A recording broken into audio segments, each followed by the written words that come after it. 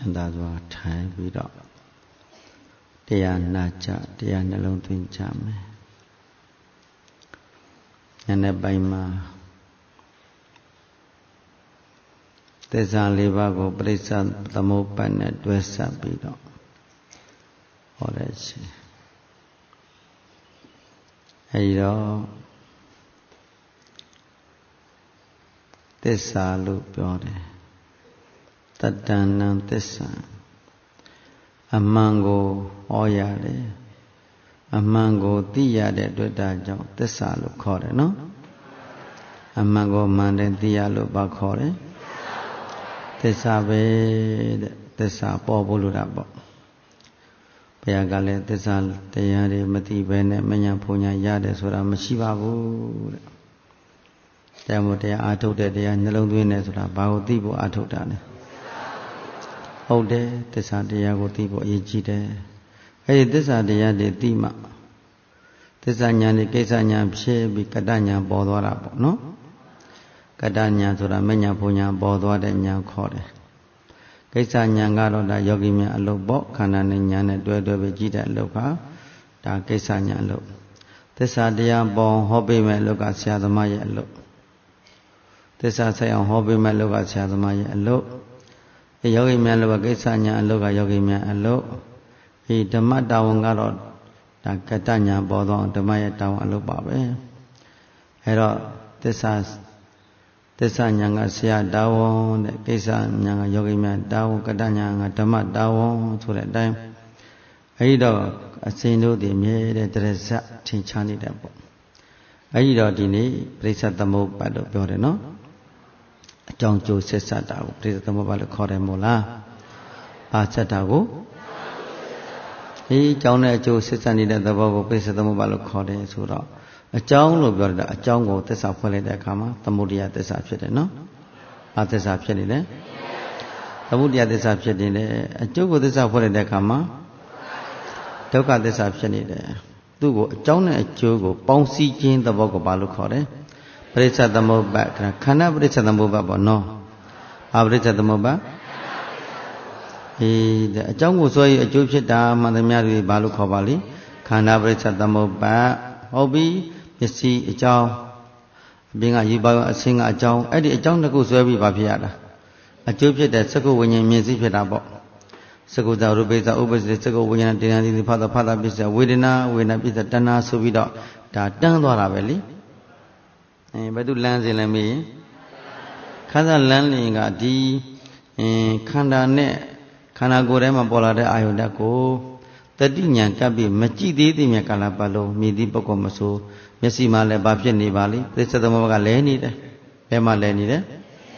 မျက်စိဌာနမှာလဲနေတယ်နားဌာမနာမှာလဲလဲနေနှာခေါင်းမှာထဲတဲ့ခြာကိုစိတ်အာယုန်6ပါးမှာလဲတတ်တယ်မို့လားဘယ်လိုပုဂ္ဂိုလ်တဏှာလဲတလဲမေးလို့ရှိရင်တတိညာမကတ်တဲ့ပုဂ္ဂိုလ်ပြန်ပြောပါဦးပေါ်လာတဲ့အာယုံကိုတတိနဲ့သိသိပြီးဉာဏ်နဲ့ထိုးထင်းပြီးတော့မကြည့်တဲ့ပုဂ္ဂိုလ်တန်တဲ့မှာဘာဖြစ်နေလဲအမြဲတမ်းပဋိစ္စသမလဲလန်းရောက်နေတာပေါ့တစ်သက်လုံးတသံတရားလုံးမှာဘုန်းကြီးတို့တရားဓမ္မတွေကဒီသစ္စာတရားတွေသိအောင်မမြင်ခဲ့တဲ့တွေ့တာကြောင့်ဒီတရားဟောတဲ့အရှင်ရောတရားနာနေရတဲ့တို့တရားဓမ္မတွေကဲဖះအဆူစီနဲ့မလွဲလာဘူးလားလွဲလာခဲ့တဲ့ဘဝလေးကနေလာများကြီးလားဘယ်လိုများပြခဲ့ပြီဘာမသိလို့လည်းပြန်ပြောပါဦးဒီသစ္စာလေးပါမသိညာရှိလျာတန္တရာပြန်ပြောပါဦးပြန်ပြောပါဦး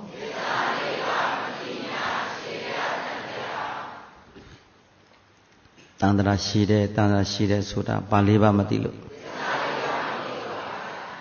သတိထားကြည့်လိုက်ပါနော်ဒါတို့သစ္စာလေးပါသိတဲ့အချိန်မှာတန္တရာတူသွားလိမ့်မယ်ပေါ့နော်မသိရင်ပတ်မသိရင်ပတ်သိရင်ပြတ်နော်မသိရင်ပတ်တယ်30ဘုံလဲပတ်နေတာပေါ့နော်သိရင်တော့ပြတ်တော့တာပဲဒါကြောင့်မသိရင်ပတ်သိရင်ပြတ်ခန္ဓာပရိစ္ဆသမုပ္ပါဒ်မသိရင်တွေ့သိရင်ပဲဟောမသိရင်ဘာဖြစ်အမြဲတမ်းတွေ့တာနေတော့တာပဲဟိုတွေ့တာဒီတွေ့တာဟိုလိုက်တွေ့တာရဒီလိုက်တွေ့တာရဟိုခန္ဓာနေကြတဲ့ခန္ဓာဘွားတွေကိုတွေ့တာလိုက်ရတာနေလားအများကြီးလားတဘဝလားတသံတရားလုံးလားတွေ့တာကန့်ကြီးနေတဲ့သဘောကိုသစ္စာဖွဲ့လိုက်ပါဦးသမုဒယသစ္စာ တွေ့တာကညင်းတော့ပင်မနွန်းနဲ့ပင်မဆင်းရဲနေရတာကဒုက္ခသစ္စာဩဘာနဲ့ဖြစ်သမုဒယဒုက္ခသမုဒယဒုက္ခမလည်နေဘူးလားဘယ်တော့စလဲတဲ့သန္တရာလာဇန်တရကဘယ်တော့စလဲတဲ့ကဲဘုန်းကြီးတို့ဘုရားတရားဓမ္မတွေပါကြည်ဘလောက်ရှည်လျားခဲ့တယ်ဆိုတာနော်သန္တာကြီးဘလောက်ရှည်လျားခဲ့တယ်ဆိုတာသတိထားကြည့်ကိုတို့ကဉာဏ်မဝင်သေးလို့ဒီအတိဉာဏ်တို့ဉာဏ်ကပေါ်အောင်အာမထုတ်သေးတယ်မြတ်ကာလပတ်လို့ယံဖြစ်ပဲလူဖြစ်ဖြစ်ဘယ်ထဲမှာလဲနေရမလဲတန်တရားထဲမှာ30ပုံထဲမှာမြုပ်လိုက်ပေါ်လိုက်မြုပ်လိုက်ပေါ်လိုက်အောက်တန်တရာမှာလဲလဲအထက်တန်တရာရောက်လိုက်နဲ့ဩမလဲနေရဘူးလားအခုဘယ်တန်တရာမှာလဲနေရပါလိမ့်အထက်တန်တရာအာတန်တရာလေဒုက္ခရိပုံဆိုတာအထက်တန်တရာလို့ခေါ်နော်ဒုက္ခရိပုံဆိုတာကအောက်တန်တရာ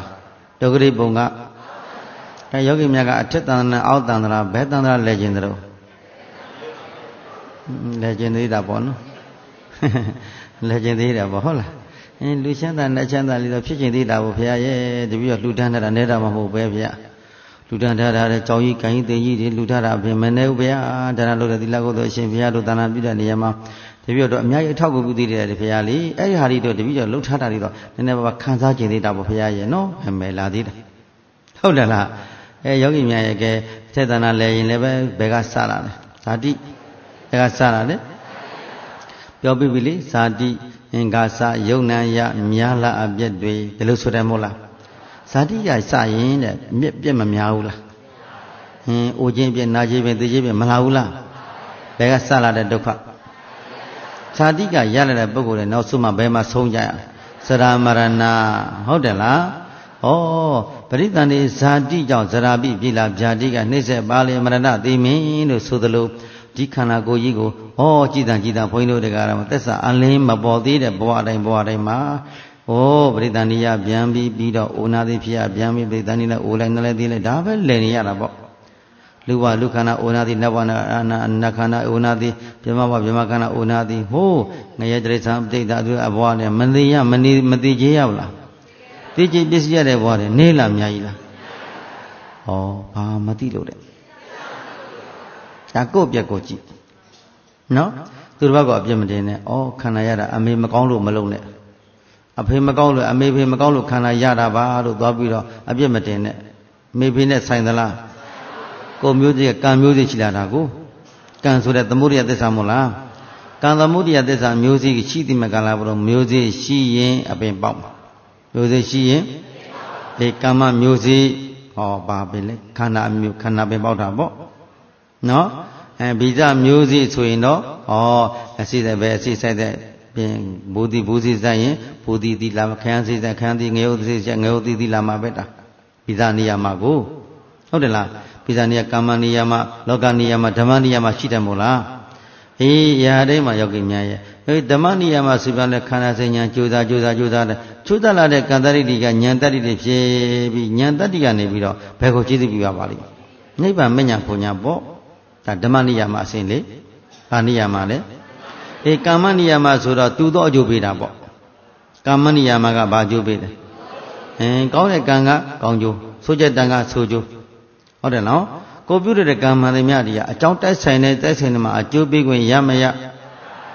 ဘယ်ချိန်မှာအကျိုးပေးပါလိအကြောင်းတိုက်ဆိုင်တဲ့အချိန်တန်းပြီးအကျိုးပေးတယ်လို့မရှိစတယ်နော်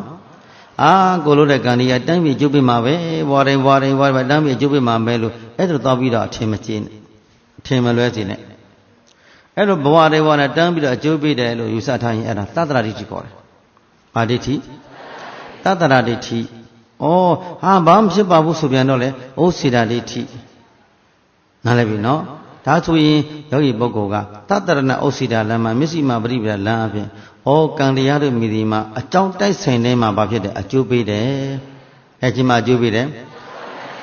အကြောင်းကျိုးညီညွတ်ရင်ဘာဖြစ်တယ်အကျိုးပေးတယ်အကြောင်းကျိုးမညီညွတ်သေးဘူးဆိုရင်အကျိုးပေးခွင့်မရသေးဘူးပေါ့အဲ့ဒါလို့သဘောပေါက်ထားလိုက်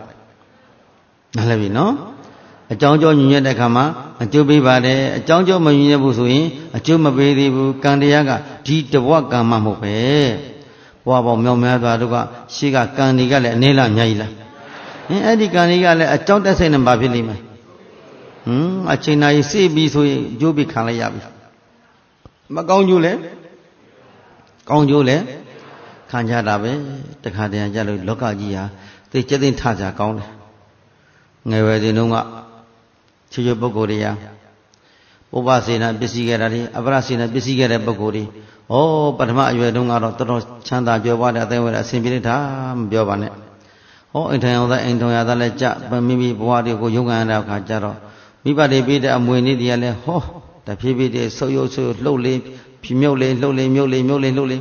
အဲ့ဒါနောက်ဆုံးမှာတချို့ပုဂ္ဂိုလ်တွေဒီခါนี้မှာမကောင်းတည်ရတာနော်အလုံးတရားနဲ့တောင်းစားပြီးတည်ရတဲ့ပုဂ္ဂိုလ်တွေမရှိဘူးလားဘုန်းကြီးတို့မျက်မြင်ရှိခဲ့တယ်နော်မျက်မြင်ချင်းနောက်ဆုံးမှာနာမကျမ်းဖြစ်ရောဒကမတယောက်ကိုမိဘလက်ထဲမှာချမ်းသာတာမပြောပါနဲ့ကိုမျက်စိအောင်မှာပဲချမ်းသာကြွကြွဝါဝါနဲ့သူအိမ်ထောင်ကြရောအိမ်ထောင်ကြတဲ့အိမ်ချင်းလို့တဲ့ပုဂ္ဂိုလ်အယက်သမားနဲ့သွားဖြစ်တယ်ဒီကံဆိုးတာကနော်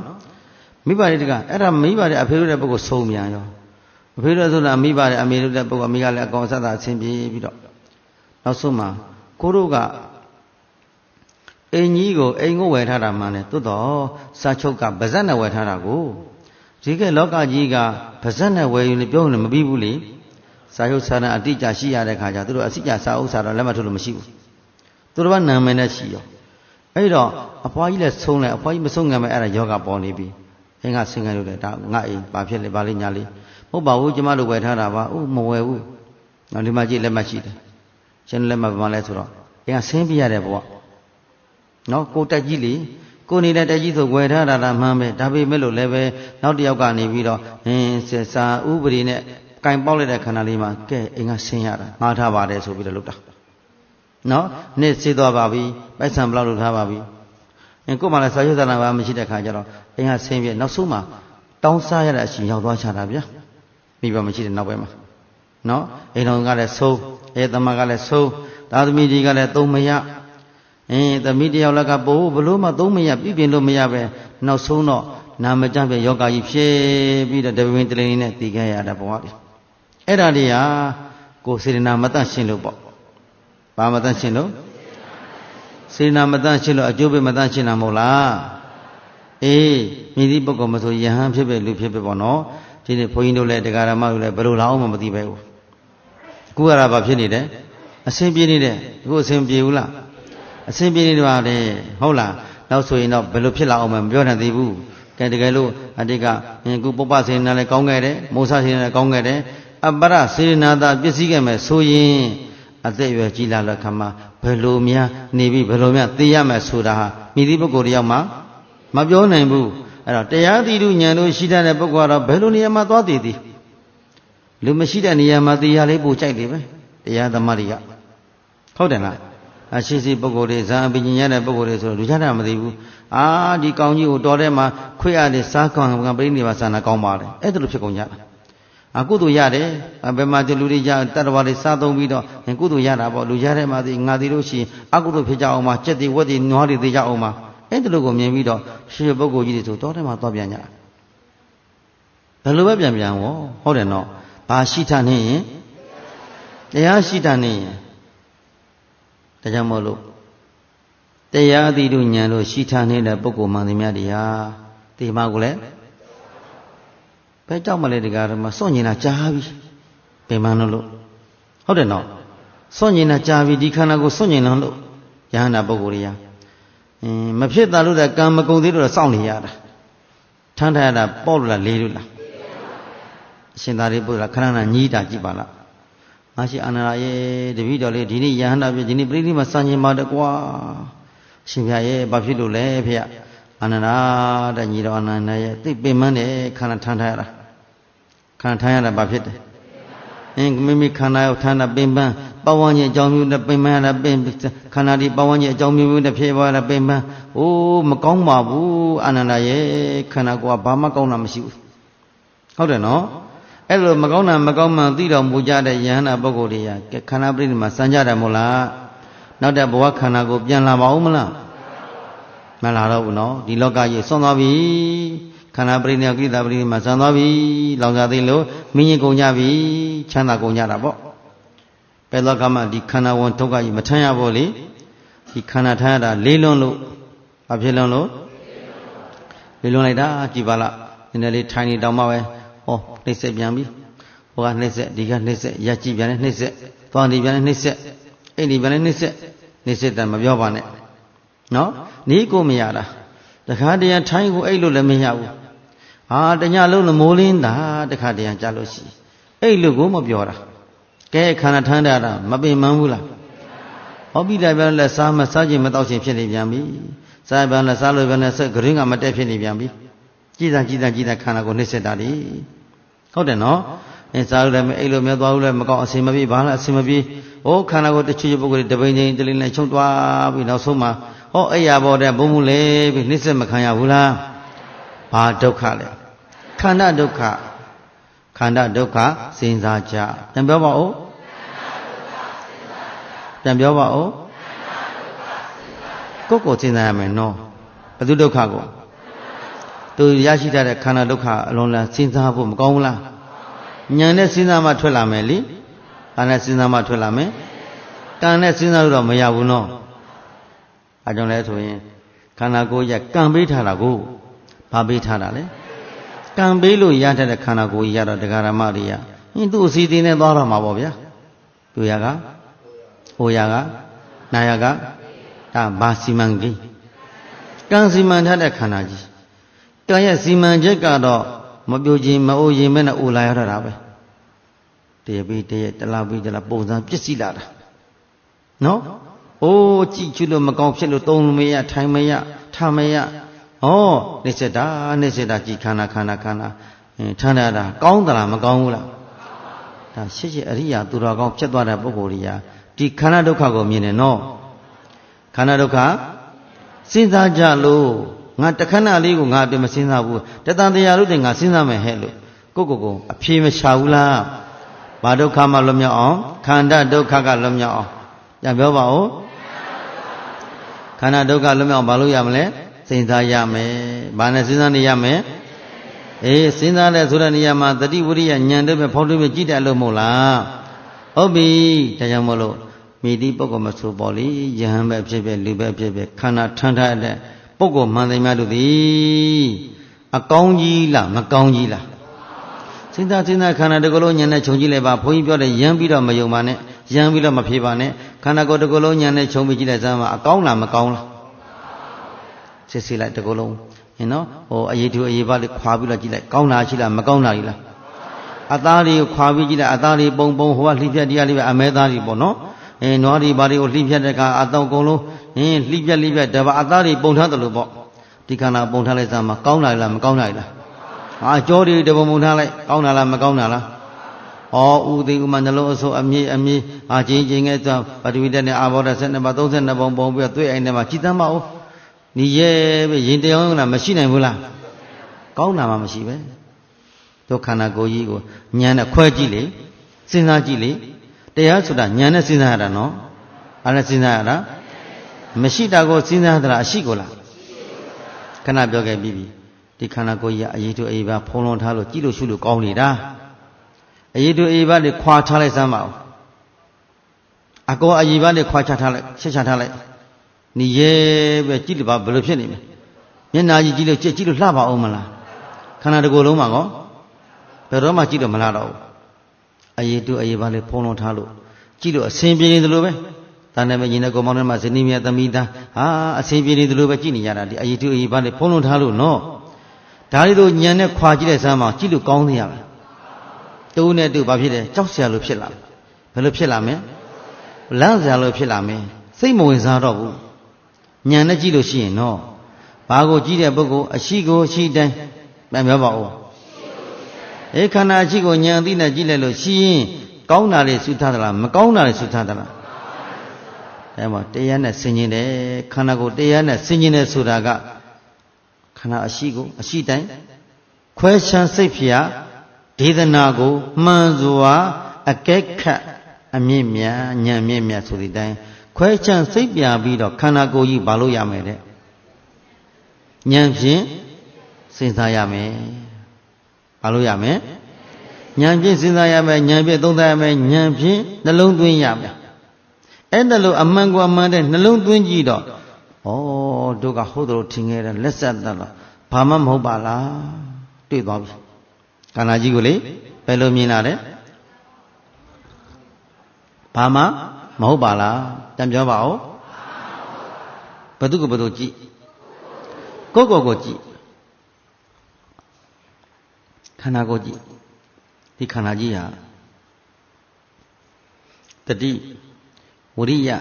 ဏ်ဆိုတဲ့အချုပ်ဉာဏ်၃ပါးနဲ့ထောက်ဝကြည့်ခွာပြီးတော့ကြည့်နော်ဒီ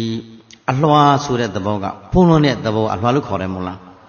အဲ့ဒီအလွှာအဝိဇ္ဇာအလွှာကိုဉာဏ်နဲ့ခွာလိုက်နော်အဝိဇ္ဇာအလွှာဆိုတဲ့ဒီခန္ဓာကိုယ်ထဲမှာဖုံးထားတာချောတယ်လှတယ်ခင်စရာကောင်းတယ်မြင်စရာကောင်းတယ်တွေ့တရားကောင်းတယ်ချစ်စရာကောင်းတယ်လို့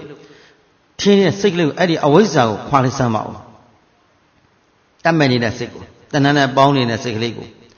ညာနဲ့ခဏလေးရလို့ခန္ဓာတစ်ခုလုံးညာနဲ့ခွာကြည့်လိုက်အဝိဇ္ဇာမရှိအဝိဇ္ဇာတဏှာမရှိဘယ်လိုဖြစ်နေမလဲအဝိဇ္ဇာတဏှာမရှိဘယ်လိုဖြစ်နေမလဲခန္ဓာကိုယ်ကြီးလိုချင်တတ်မဲ့စရာမရှိဘူး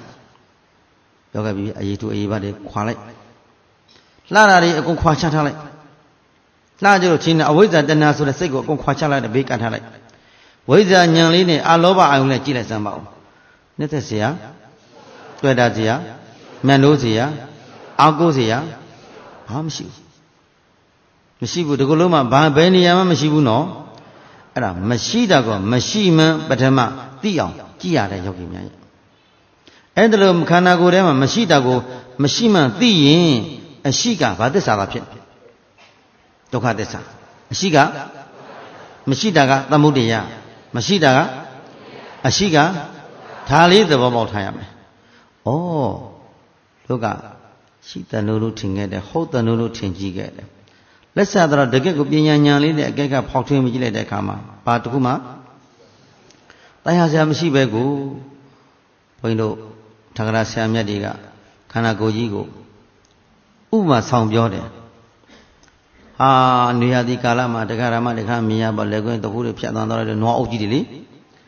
ဟုတ်လားဟာနွားအုပ်ကြီးဟိုကလည်းဒီကလည်းနွားကောင်ကြီးတွေနွားထီတန်းစီပြီးတော့နွားမတကောင်နဲ့လိုက်နေကြတယ်ကဲအဲ့ဒီနွားမဖမ်းပြီးတော့အကောအရေးတူအရေးပဲခွာလိုက်စမ်းမအောင်အဲ့ဒီနွားတွေအနက်ကပ်ပါမလားဥပမာခက်ရိုင်းလေးပဲသူကဥ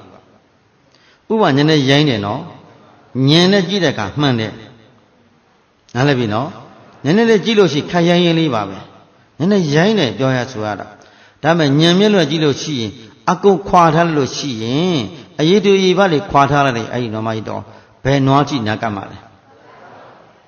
နော်အဲ့ဒါလိုပဲခန္ဓာကိုယ်ဘုန်းကြီးတို့တွေကနှစ်သက်ကြတဲ့သွဲတာဆိုတဲ့ခန္ဓာကိုယ်ကြီးကိုအကုန်လုံးညံနဲ့ခွာချထားလိုက်ညံမလို့တဲ့ခွာချထားလိုက်အမျိုးသမီးကိုလည်းအမျိုးသားကစိတ်ဝင်စားတော့အမျိုးသားကလည်းအမျိုးသမီးကိုစိတ်ဝင်စားတော့အမျိုးသမီးလည်းပျောက်သွားပြီအမျိုးသားလည်းပျောက်သွားပြီကိုရှိတာက32ပါးသောကောထာတစုထားတဲ့ခန္ဓာကြီးပဲလို့သဘောမပေါက်ရဘူးလားဒါဘုန်းကြီးတို့အဋ္ဌိကမ္မထာနေစီးဖြန်းတဲ့ခါဓာတိပေါ်လာတယ်အယုစုကမ္မထာစီးဖြန်းတဲ့ခန္ဓာကိုယ်ကြီးကိုစီးဖြန်းတဲ့ခါအဲ့လိုတော့ခွာညံနဲ့အယုစုကြအယုစုအဋ္ဌိနောက်တော့ဘယ်လိုပဲဒီအဋ္ဌိကမ္မထာနေအယုစုဒါသမထကမ္မထာပေါ့နော်သမထကအဋ္ဌိကမ္မထာနေကိုအယုစုခန္ဓာကိုယ်ထဲမှာတကူလုံးအယုစုအယပါလေးခွာကြည့်လိုက်တိုင်းတပတ်ခွာမကြည့်ပါမရှိတော့ဘူးဩအယုစုပါလားအယုစုတကူလုံးအဲ့ဒါအယုစုလို့ကိုယ့်ကိုယ်အယုစုမြင်နေပြီသူဆိုရင်အနိနာပုဂ္ဂိုလ်တွေတွေ့လို့ချင်းဘယ်လိုမြင်နေတဲ့အတူတူပဲခန္ဓာ၅ပါးအတူတူပဲကိုဟုတ်လားအယုစုတွေပဲတရားထိုင်နေမှာကြည့်လို့ချင်းအယုစုထိုင်နေပါလားသွားလာလှုပ်ရှားတဲ့ပုဂ္ဂိုလ်မြင်လို့ချင်းအယုစုသွားနေကြပါပေါ့လားဈေးသွားဘဲလာလှုပ်ရှားနေတဲ့ပုဂ္ဂိုလ်မြင်လို့ချင်းဘာသာမြင်နေမယ်တင်ညာပြောက်သွားပြီပညာပြောက်သွားပြီဟုတ်တယ်နော်မိမိတဏ္ဍာမှာတင်ညာအမှားတွေပြောက်သွားပြီလေအမတ်တင်ညာပြောက်သွားပြီမှားရသောတင်ညာခန္ဓာထဲမှာမှားရသောတင်ညာတွေယောက်ျားတင်ညာမိန်းမတင်ညာအမတ်တင်ညာမရှိတော့ဘူးယောက်ျားများပုဂ္ဂိုလ်သားမရှိပါဘဲနဲ့32ပါးသောတရားတို့ဖြင့်စုစည်းတဲ့ခန္ဓာကိုယ်ကြီးပဲကိုဒါတွေကလည်းပဲတတိယအားလုံးပျော်ကျသွားပြီးတော့ကြည်စမ်းအယိုးတွေကလည်းအယိုးစုလို့မြင်နေရတယ်ဒီနေ့အယိုးစုကလည်းနှစ်ပေါင်းနဲ့ကြာညွှန်းတဲ့ကဒါမှမီးနဲ့ချို့တဲ့ကမှအလုံးပြကြပြီးတော့မဟာပတိမြေစည်းဩဇာတာဖြစ်သွားရတာကိုမြေစီမြေလွာသည်ဖြစ်သွားတာကိုဘယ်မှာလဲယောက်ျားဘယ်မှာလဲပုဂ္ဂိုလ်ဘယ်မှာလဲတတော်ဘယ်မှာလဲချောစရာအလှတာတင်သာမြတ်လို့စရာတွေ့တာရှိသေးသလားဒါဉာဏ်နဲ့ကြည့်တာနော်အဆုံးကိုတည်းကြည့်ရတယ်နော် တင်သားမနေရပါကြည့်တဲ့ကမှာတခုတလွားချင်းညံနဲ့ခွာတလွားချင်းခွာကြီးအယုဒုပြန်ကြီးနှစ်ပေါင်းနဲ့အယုဒုကမရှိတော့ပြာဖြစ်သွားလိမ့်မယ်အဲ့ဒီပြာကိုတာပြာလို့မြင်နေသေးလို့ကြီးအဲ့ဒါပြာတွေ့နေသေးလို့ရှိရင်ရေတုံတုံနဲ့ရေခွက်တခွက်နဲ့ရေထဲလိုက်အဲ့ဒီပြာလေးဖြောကြည့်လိုက်ရှိသေးသလားပြာလည်းမရှိတော့ဘူးချောင်းနဲ့ချလိုက်ပြာလည်းအားလုံးလင်းပြင်ပါမရှိတော့မရှိသုံးညဖြစ်သွားရမယ်ယောဂီတို့ဘယ်လိုမြင်ရမလဲဒါတရားအသိနဲ့သုံးသတ်တာနော်ဘာနဲ့သုံးသတ်တာတခါတော့ကြည့်ဘုရားရှင်လက်ထတော်တုန်းကရဟန်းတော်တစ်ပါးအဋ္ဌိကမ္မဋ္ဌအားကောင်းနေတယ်တောထဲမှာလမ်းကလည်းတောလမ်းလေးပေါ့လမ်းမှာဈဉ္ညာ6ပြီးကမ္မဋ္ဌအားထုတ်နေတယ်ခန္ဓာတစ်ကိုယ်လုံးကိုဘယ်လိုမြင်ထားပါလိအယုစုမြင်အယုစုခန္ဓာတစ်ကိုယ်အယုစုတည်လမ်းလာလည်းအယုစုလမ်းနေတာကြွတာလှမ်းတာချတာတွေအယုစုလှမ်းကြွနေတာအယုစုတစ်ခုအယုစုတူသွားနေတာပထမအယုစုနဲ့ဒုတိယအယုစုဒါပဲရှိတယ်ပထမရှင်းလန်းအယုစုတွေချုပ်ပြောက်ဒုတိယရှင်းလန်းအယုစုတွေထပ်ရောက်တလန်းချင်းအဲ့ဒါလုံးနဲ့တပါးတယ်ပေါ့လေတော်တယ်မှာအဋ္ဌိကမ္မဋ္ဌစီပြန်ဝင်နေတော့အဲ့တော့ဒီနေ့တော့အချိန်ကာလမှာအမျိုးသမီးငယ်လေးတယောက်ဟာအမျိုးသားနဲ့အင်းချင်းယောက်ျားနဲ့စကားများပြီးအိမ်ထဲကဆင်းပြေးလာခဲ့အဲ့ဒါဆင်းပြေးလာတဲ့အခါမှာတောလန့်ဖြတ်ပြီးတော့သူတို့ညွာကိုသွားရမယ်ဆိုတော့တော်တယ်ဖြတ်ပြီးလာယောဂီယဟန်ယောဂီလေးကလည်းအဋ္ဌိကမ္မဋ္ဌအားကောင်းပြီးနေတော့သူနဲ့ခန်းခန်းလေးတဲ့ရောက်ဒီမျိုးသမီးကမြူဆွဲလို့တဲ့စိတ်ဖြင့်ယဟန်တော်လေးကလည်းခါချောခန်းလေးဆိုတော့မြူဆွဲတဲ့ပဲဟာလို့ရည်လိုက်တာအာယပါယပရိယေမာယာတွေသုံးပြီးတော့ရည်ရှားလိုက်တာအဝစားတွေပုံစံပြောင်းရည်ရှားတဲ့အခါမှာ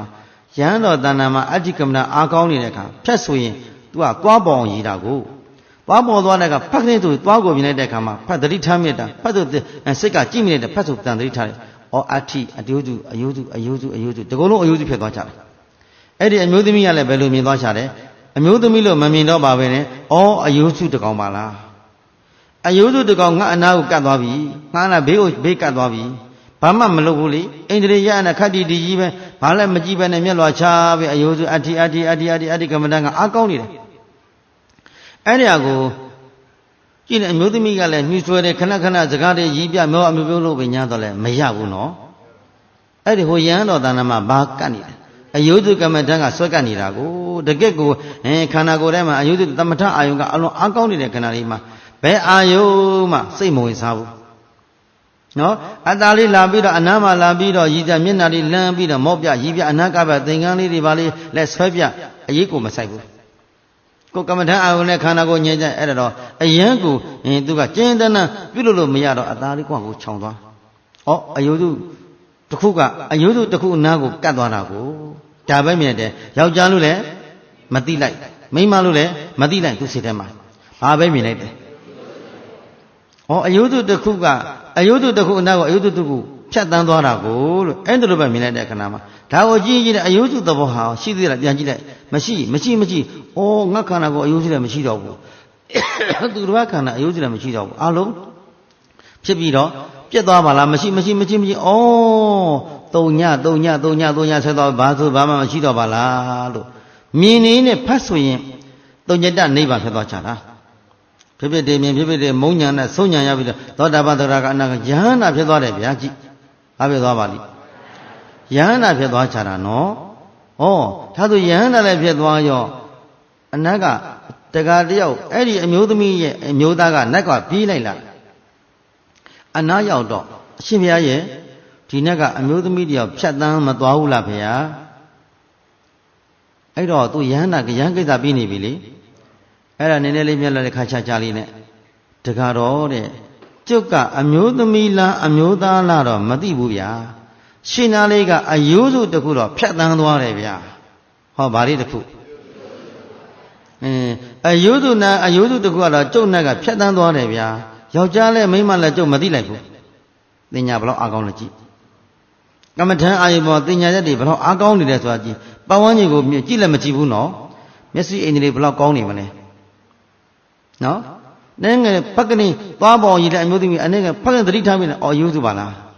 အဲ့ဒါလို့မြင်သွားပြီးတော့ညံသိမ့်ပြီးတော့ကဲတရားဓမ္မတို့လောကကြီးမှာမရှိတာကိုမရှိတဲ့အတိုင်းသာနဲ့သိလိုက်တာပေါ့ဗျာမရှိတာကိုခင်စရာဆိုတာမ မင်းစီယာဆိုတာဆွဲလန်းစီယာမျက်နှိုးစီယာတွေ့တာသာဆိုတာစိတ်မှပေါ်နာမို့လားဘသူအာယုရောက်နေလို့မင်းတဏှာအဝိဇ္ဇာတဏှာဥပါဒံကာမဘဝဆိုတဲ့အကြောင်းတရား၅ပါးအဝိဇ္ဇာတဏှာဥပါဒံဘဝတနည်းအားဖြင့်တဏှာဥပါဒံဘဝအဝိဇ္ဇာသင်္ခါရအတိတ်ကြောင့်ချင်းရ၅ပါးသုတိမောပစ္စုပန်အကျိုးချင်းအကြောင်းချင်းရ၅ပါးပစ္စုပန်အကြောင်းချင်းရ၅ပါးသုတိမောအတိတ်ကြောင့်ချင်းရ၅ပါးအဲ့ဒီ၅ပါးသောတရားမှန်သမျှတွေကသမုဒိယမို့လားသမုဒိယသစ္စာကိုဉာဏ်နဲ့ဖြတ်လိုက်တဲ့ခဏလေးမှာယောက်ျားလို့လည်းမတွေ့တော့ဘူးမိန်းမလို့လည်းမမြင်တော့ဘူးယောက်ျားမြတ်ပုဂ္ဂိုလ်တော်တွေပျောက်ပြီးတော့ပြဉ္ညတ်တွေပျောက်ပြီးဘာရောက်လဲပရမတ်ဆိုင်နေတယ်မို့လားဘာဆိုင်နေတယ်ပရမတ်အယုစုဆိုတဲ့ပြဉ္ညတ်တူကြံနေသေးတယ်နော်ယောက်ျားလည်းမဟုတ်မိန်းမပုဂ္ဂိုလ်တော်အယုစုပါလားအယုစုပါလားတကူလုံးဘာမှမရှိအယုစုပါလားဟင်းလင်းဟာလာကြီးအယုကြီးပါအယုစုကြီးပါလားသွေးတန်ရဲရဲကြီးနဲ့အယုစုပါလားနွားကောင်ကြီးတဲ့ကောင်ကိုအကောင်လုံးအရည်တွေခွာချပြီးလွတ်ထားလိုက်တယ်လို့ပဲအရည်တို့အေးပါလို့နွားထီကောင်ဖြစ်စီနွားမကောင်ဖြစ်စီမိသည့်ပုဂ္ဂိုလ်မဆိုခွေးတကောင်ဖြစ်စီမိသည့်အရာတတော်တယောက်ကိုအရည်တို့ဤဘက်ခွာပြီးလွတ်ထားလိုက်တဲ့ခဏလေးမှာဘယ်သူမှအရေးမဆိုင်တယ်လို့ပဲအေးဆိုင်ပါမလားဘာဖြစ်လို့အရေးမဆိုင်တယ်လဲမင်းအရေးဆိုင်စာမရှိတော့ပဲကိုပုံစံကြီးကဘာဖြစ်ကုန်ပြီလူတွေဆွဲစီရမရှိတော့ဘူးဆွဲလန်းစီရရေပတ်ကိုင်းရုပ်ပိုင်တာမရှိအရည်တို့ဤဘက်မရှိတော့ဘူးဟုတ်တယ်နော်ချက်ခင်စရာမရှိတော့ဘူးတွေ့တာမရှိတော့ဘူးတဏှာခါလည်းမရှိတော့ဘူးနှကန်းဆုတဲ့ဘာလည်းမရှိတော့ဘူးခန္ဓာကိုယ်တော်မှာအကုန်လုံးပဲအသားတုံးကြီးအသားတက်ကြီးဖြစ်နေတယ်ပြိတ္တာကြီးတို့ပေါ့ဟုတ်တယ်လားပြိတ္တာတချို့အသားတက်ပြိတ္တာလည်းရှိတယ်လေအသားတက်ပြိတ္တာကြီးတွေဆိုရင်ဒီကုလုံးမှာဘာမှအရည်သွေးဘာမရှိဘူးတုံးတုံးကြီးပဲအသားတုံးကြီးပဲအသွေးတွေအဘူးတွေနဲ့သွေးတုံးခဲကြီးတွေနဲ့အဲ့ဒါအော်ပြင်းနေရတာအာပြင်းနေရတာအဲ့ဒါကြည်လင်းလာတဲ့နောက်ကလိုက်ပြီးဝိုက်စားနေကြတယ်အဲ့ဒါပြေးပြီးနေရတယ်ပေါ့တရက်လည်းမို့နေလည်းမို့အသားတက်ပြိတ္တာလို့ခေါ်တယ်နော်အသားတက်ပြိတ္တာတဲ့ဘုန်းကြီးတို့ဒုက္ခရစီရဲ့တောင်းနေမှာလည်းရှိတယ်အဲ့ဒါတွေတော့တကယ်သမာဓိအချိန်ရပြီးတော့တကယ်အားထုတ်ထားတဲ့ပုဂ္ဂိုလ်နဲ့အဲ့ဒီမှာသွားရင်တွေ့ရမှာပဲဟုတ်လားသူတို့တပတ်လောက်အချိန်ယူမှတွေ့မှာတပတ်လောက်အချိန်ယူပြီးတကယ်ကိုသမာဓိအချိန်ကြီးကောင်းလေးနဲ့ကြိုးစားကြည့်ရင်တော့ဘယ်နေရာမှာကြည့်တယ်ဗျအကုန်ရှိတယ်ဗျာဘယ်တော့ဘယ်တောင်ဘယ်ကဏ္ဍမှာဘယ်နေရာမှာမဆိုအကုန်ရှိတာပဲဘာကြောင့်လဲဆိုရင်ဒုက္ခတိပုံသားတွေကိုဘာဖြစ်လို့ဒီလိုဖြစ်သွားရတယ်လဲစဉ်းစားလိုက်တော်ရင်ပြောရင်ကုသိုလ်အတိတွေမကင်းခဲ့လို့ဘာအတိတွေမကင်းခဲ့လို့တရားအတိတို့ညာတို့မပေါ်လို့ဟိုဆွဲဒီဆွဲမကောင်းမောင်းကားလေး6ချက်ပြောမကောင်းတဲ့6ချက်လို့ကာယကံကိုမထိဝစီကံမထိမနောကံမထိမသိမစင်မကျင်မအားမထုတ်တဲ့ပုဂ္ဂိုလ်တဏ္ဍာမှာဘဝတဏ္ဍာမှာကျင်လည်ရရင်ကဲကြောက်เสียလားပြောเสียလားဒါကြောင့်အရာတိုင်းမှာယောဂီများရဲ့ခန္ဓာကိုယ်ကြီးကိုညံသွင်းကြည့်ရင်ရှက်ခင်เสียဆိုတာလေမရှိတွေ့တာသာဆိုတာလေမမောเสียလေဒီပညာပေါ်မှာငါရောနေလို့ဒါလေဟုတ်လို့ထင်နေတာဟုတ်တယ်နော်ငါရဲ့ငါသားငါသမီးငါသမီးငါစီငါစတိငါမရဲ့ငါလင်းငါအဖေငါဖေစတဲ့ငါအကုန်လုံးငါဆွဲနေတာအဲ့ဒီငါတတ္တိကိုငါဆိုတဲ့တင်ညာတတ်ကိုဖြစ်စီလိုက်စမ်းပါအောင်ငါမရှိရင်ယုံနဲ့နှစ်ပါးပဲရှိငါမရှိတော့ဖို့ဆိုရင်ယုံနဲ့နှစ်ပါးပဲရှိတယ်မဟုတ်လားငါမရှိသူမရှိပုဂ္ဂိုလ်မြတ်တော်မရှိတော့ကိုညာနဲ့မှကြည်နဲ့ခဏလေးရကိုသမာဓိအာရုံနဲ့ကြည်အကုန်လုံးအရေးပေါ်အရေးတို့အရေးပါခွာပြီးတော့တပုံနဲ့ကြည်လိုက်စမ်းနေရဲနေမှာပဲအသားတွေအကုန်လုံးချင်းချပြီးအသားတွေအကုန်လုံးချင်းချပြီးတပုံအကျော်တွေကိုအကုန်တပုံဟုတ်တယ်နော်ဥသိမ်းမှာနှလုံးအဆုတ်တွေအသေးတွေအားလုံးတစ်ခုတပုံအ32ပုံထားလိုက်နော်ရှိတလေပြီးသွေးသေးချင်းငယ်တွေအကုန်လုံးပုံထားလိုက်ကဲဘယ်မှာလဲတာရစရာ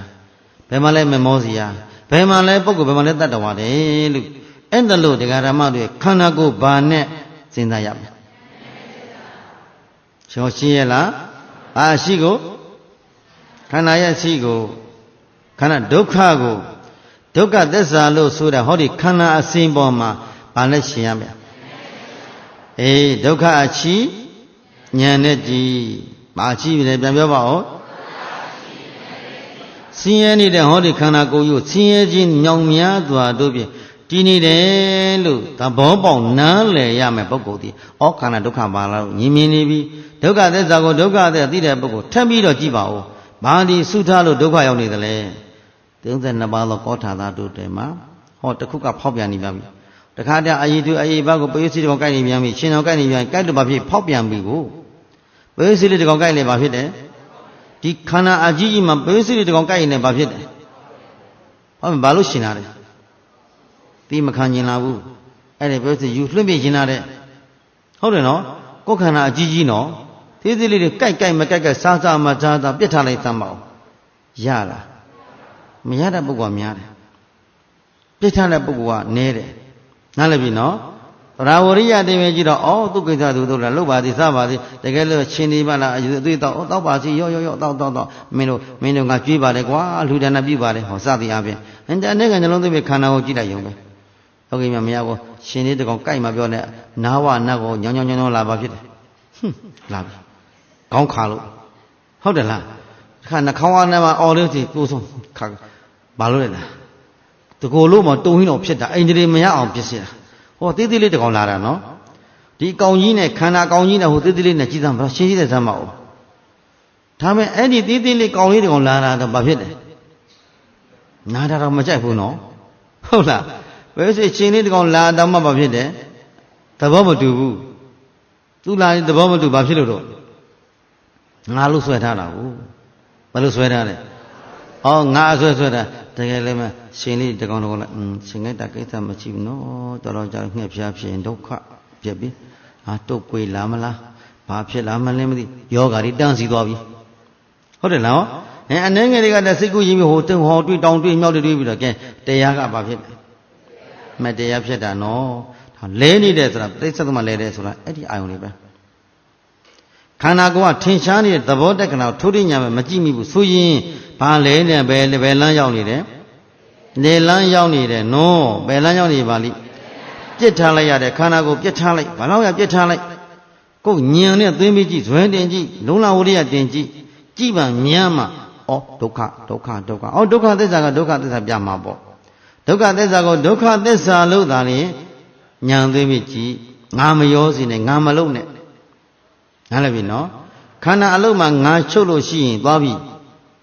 ဘယ်သွားမလဲအပေရောက်ကြောင့်တရားလှုပ်ရှင်နေချွေ့ခြင်းနဲ့ပြောင်းခြင်းနဲ့ဖြစ်တော်ပြီဖြစ်ပြီလှုပ်ရှင်နေဆိုတဲ့ကောဝေဒနာပစ္စယတဏှာကပြီတဏှာဆိုလိုက်ကလေးကိုကခင်းတဲ့ခန္ဓာကိုယ်ကြီးခင်းတဲ့ညှတာခြင်းနဲ့မလို့ရမနေနိုင်ဘူးဆိုတော့ဥပဒံလှုပ်ရှားဖြည့်ပြောင်းလဲနေတာကကာမဘဝကဲပရိစ္ဆေသမုပ္ပါကဘာဖြစ်သွားပါလိ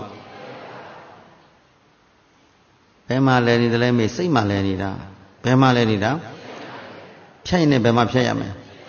ကိုယ်လဲတာလဲမှသည်ချင်းဖြတ်နေအောင်ကြိုးစားရမယ်ဖြတ်နေအောင်ကြိုးစားမယ်နော်မကြိုးစားဘူးဆိုရင်တန်တရာစဝိုင်းကြီးကဘာဖြစ်နေလဲအမြဲတမ်းလဲနေလိမ့်မယ်ဒါကြောင့်မလို့ခန္ဓာဒုက္ခစဉ်းစားချဘာဒုက္ခခန္ဓာဒုက္ခလို့စဉ်းစားပြီညာနဲ့စဉ်းစားရမယ်နော်ထိုင်ရင်လည်းပဲဒုက္ခရရင်လည်းဒုက္ခသွားရင်လည်းဒုက္ခဒုက္ခမကောင်းတကူမကောင်းတာမကြည့်ကောင်းတာဘာမှဘာဒုက္ခမကောင်းတာမရှိပါလားလို့မရှိတာတဲ့ကြည့်နဲ့ဖတ်ဆိုရင်ဘာဆိုတာမရှိပါပဲသုံးညဆိုင်သွားလိမ့်မယ်သုံးညတနိဗ္ဗာန်နမိတ်တဏကင်းစေရင်အာနိမိတနိဗ္ဗာန်နားလည်ပြီနော်အပ္ပနိဒနိဗ္ဗာန်လောယတနာဘောနိဘာဆိုမရှိသဘောသာရှိတယ်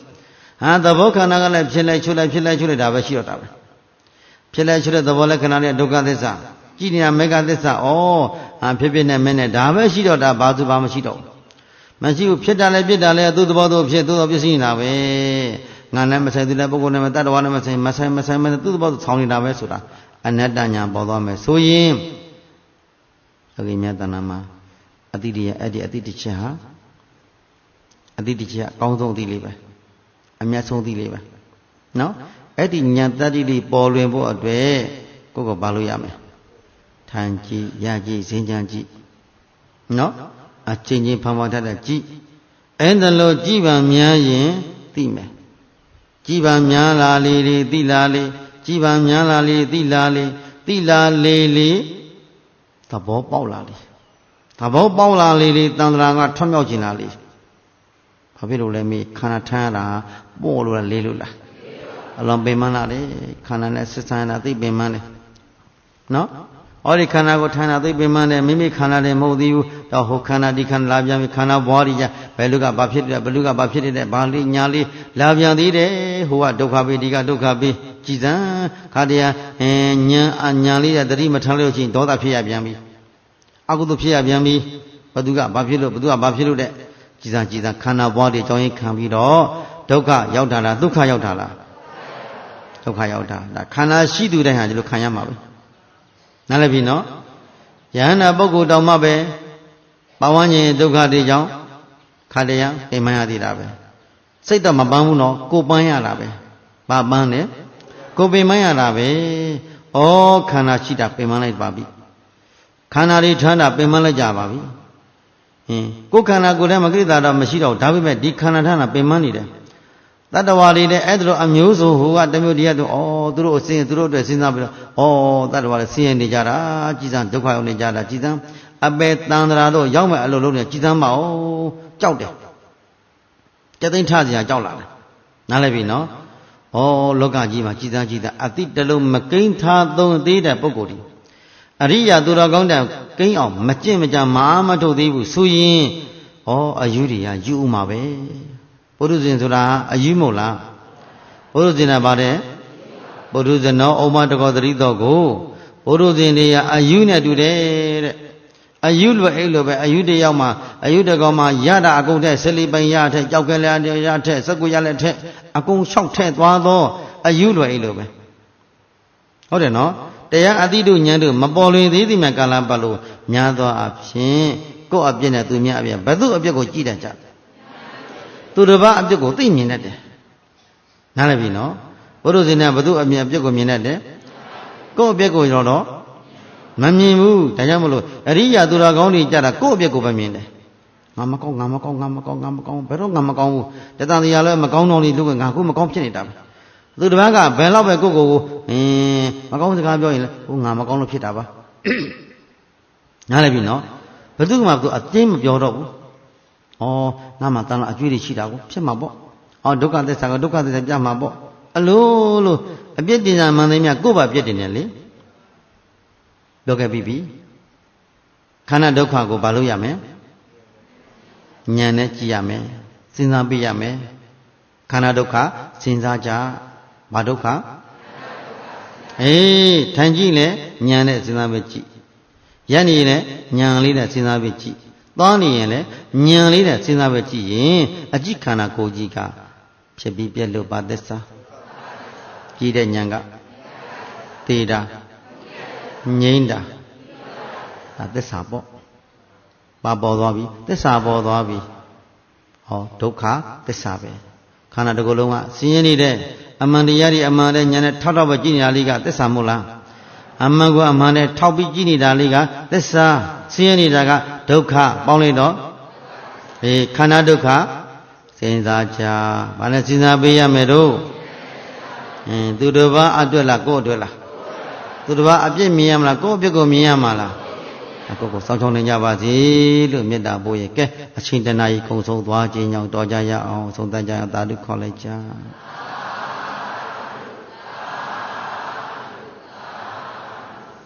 ကုသိုလ်တရားတွေရင်ဝဲပိုက်ပြီးဆုတောင်းများပေးပေးကြမယ်ဤသို့ပြုရရပုံညာချောအမတ္တဖေမံ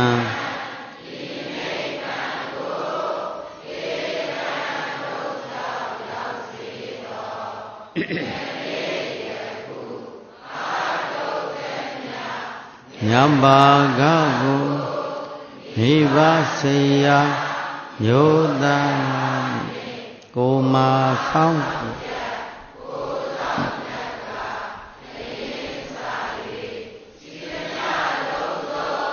ဂုံ30ဖြစ်ဖြစ်တမ်းမြရှိတမ်းမြဝေနေရတို့ရကြပါစေအင်္ဂါဝေသည်မြာတွေသာတို့ခေါ်စေသောကုသိုလ်အမြတ်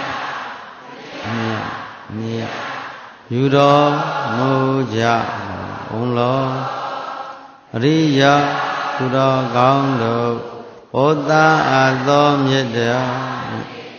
ကျွန်ုပ်တို့အားထုတ်ရသော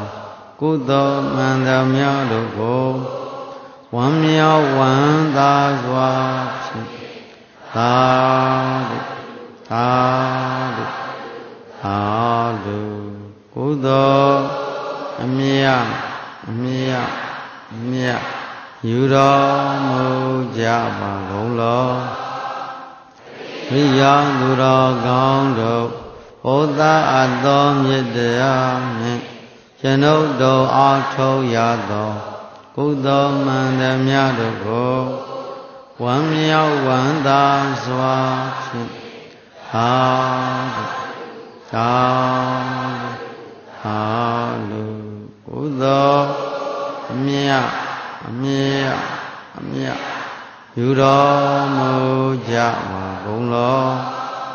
ရိယာသူတော်ကောင်းတို့ဘုရားအသောမြတ်တရားနှင့်